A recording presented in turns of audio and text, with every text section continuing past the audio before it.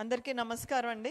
ముందుగా వేదికను అలంకరించిన పెద్దలు మా అక్క గ్రీష్మ అక్కకు, అదేవిధంగా వాసు బావుకి అండ్ నాటక అకాడమీ చైర్పర్సన్ మన గుమ్మడి గోపాలకృష్ణ గారికి నమస్కారం తెలియజేస్తూ, వేదిక ముందున్న కళాభిమానులందరికీ పేరు పేరున నమస్కారం అండి. ఇలాంటి ఒక వైభవం జరుగుతుంది అని మనం ఊహ కూడా తెచ్చుకోలేని పరిస్థితి మనకి గత 5 ఏళ్లలో ఉంది.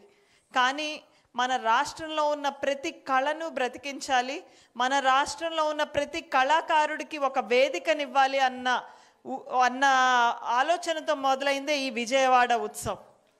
ప్రతి సంవత్సరం ఖచ్చితంగా ఇది జరగబోయే విజయవాడ ఉత్సవ్ ద్వారా మన రాష్ట్రంలో మర్చిపోతున్న కనుమరుగైపోతున్న అనేక కళారూపాలకి వేదికని ఇవ్వడంతో పాటు ఎంతోమంది కళాకారులు, చాలామంది కళాకారులను మీరు చూస్తే కొంతమంది వాళ్ళు డాక్టర్లుగానో టీచర్లుగానో లేకపోతే వేరే వేరే ప్రొఫెషన్స్లో ఇంజనీర్లుగానో ఉంటూ కళని కొనసాగించే వాళ్ళు ఉన్నారు. కళనే నమ్ముకొని కళే నా జీవితం, కళ ద్వారా వచ్చే డబ్బుతోనే నేను బ్రతుకుతాను అనుకున్న కళాకారులు కొన్ని లక్షల మంది మన రాష్ట్రంలో ఉన్నారు.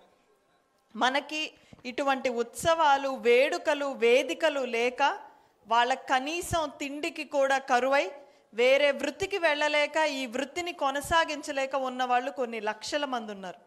అలాంటి వాళ్ళందరికీ జీవనోపాధి, అదేవిధంగా వాళ్ళని కళను ప్రదర్శించడానికి ఒక వేదికనిచ్చిన విజయవాడ ఉత్సవానికి సాంస్కృతిక కమిషన్ తరపున మేమందరం ధన్యవాదాలు తెలియజేస్తున్నాం. అదేవిధంగా ఈరోజు ఎంతోమంది కళాకారులు వాళ్ళ జీవనోపాధి అన్నది పక్కన పెడితే అసలు సంస్కృతి, సంప్రదాయాలు, కళలు అంటే మన జీవన మూలాలు. ఇవి లేనిది మనం ఎవ్వరం బ్రతకలేమండి. కేవలం కంప్యూటర్ ముందుంటేనో, కేవలం మన వృత్తుల్లో నిమగ్నం అయితేనో అది జీవితం కాదు.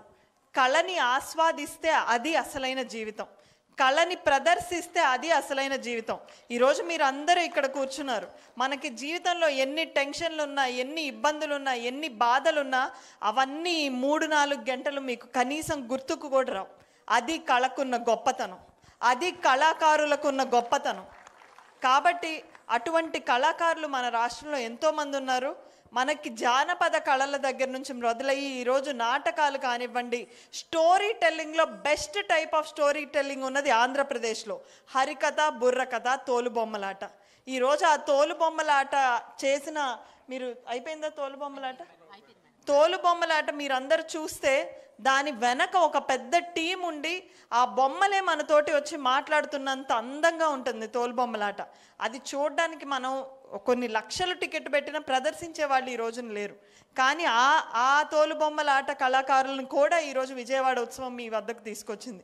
హరికథ కానివ్వండి, బుర్రకథ కానివ్వండి, తప్పెటగూళ్ళు కానివ్వండి, గరగలు కానివ్వండి, ఉరుములు, వీరనాట్యం, ఇలాంటి గొప్ప గొప్ప కళలన్నీ మీ కళ్ళ ముందుకు తీసుకొస్తుంది.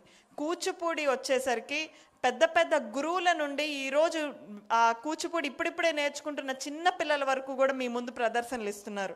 ఇప్పుడే మనం చూసాం అద్భుతమైన మనకి జానపద గేయాలు అద్భుతంగా పాడారండి. అవన్నీ కూడా మామూలుగా గొంతులోంచి వచ్చేవి కాదు, గుండెల్లోంచి వచ్చేవే జానపద గేయాలు. గుండెల్లోంచి వాళ్ళ మనసులో ఉన్న భావాన్ని ఎదుటి వారికి వ్యక్తీకరించాలి అని పాడేవే జానపద గేయాలు. అలాంటివన్నీ కూడా మనం వినగలుగుతున్నాం. కాబట్టి నేను మీ అందరినీ కోరేది ఒకటే, మనం ఏ మ్యూజిక్ కన్సర్ట్స్కో, సినిమాలకో, యూట్యూబ్లు చూసో వినోదాన్ని పొందాల్సిన అవసరం లేదండి. ఇటువంటి కళాకారుల్ని ఈసారి మన ఇళ్లలో ఫంక్షన్లు జరుగుతున్నా ఏమైనా కానివ్వండి, కన్సర్ట్స్ కాదు, మన రాష్ట్రంలో ఉన్న కళని బ్రతికించుకుందాం, కళాకారులకు ఉపాధినిద్దాం, ఒక కుటుంబాన్ని ఆనందంగా నిద్రపోయేలా చేద్దాం, కళని నమ్ముకున్న కుటుంబాన్ని.